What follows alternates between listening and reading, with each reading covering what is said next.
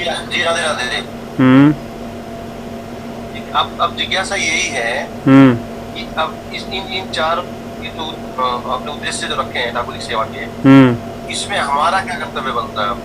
देखो, कर्तव्य की बात ऐसी है, जैसे अभी श्री राजेंद्र सिंह जी ने कहा कि चलो बात तो यही है कि नाम जब से सब कुछ आएगा, वो तो यथार्थ बात है, हमारा कहने का मतलब है।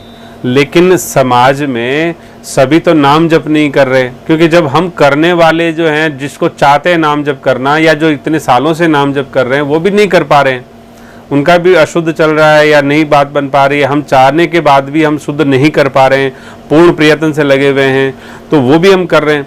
लेकिन नाम जप तो करना ही है, वो तो मूल है। जब नाम जप सिद्ध हो जाएगा तो फिर हम तो उस क्षेत्र से बाहर निकल जाएंगे। जैसे होता है ना, धरती का गुरुत्वाकर्षण केंद्र जो कहाँ तक काम करेगा, साहब यहाँ तक करता है, फिर नहीं काम करेगा।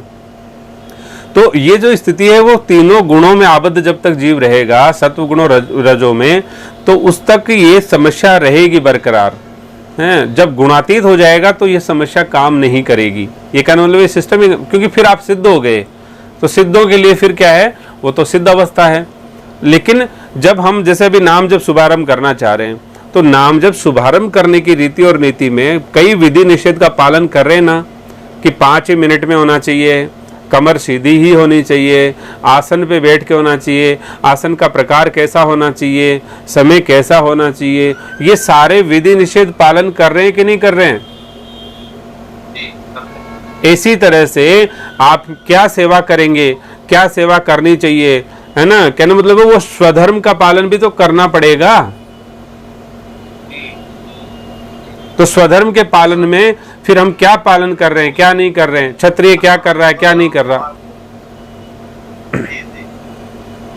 तो जब स्वधर्म का पालन होगा ना, उस समय इसकी बहुत जरूरत पड़ेगी, क्योंकि ऐसा तो नहीं है कि आज ही हम तुरंत सिद्ध हो गए।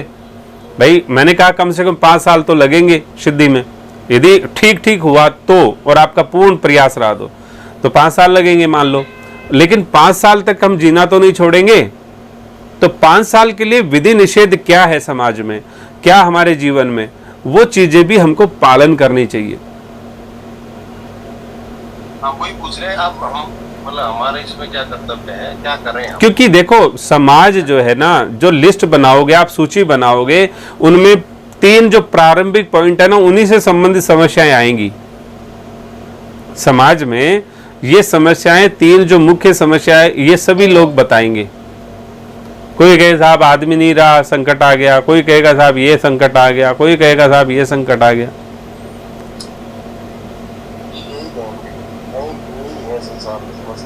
भी आप बताएंगे ना।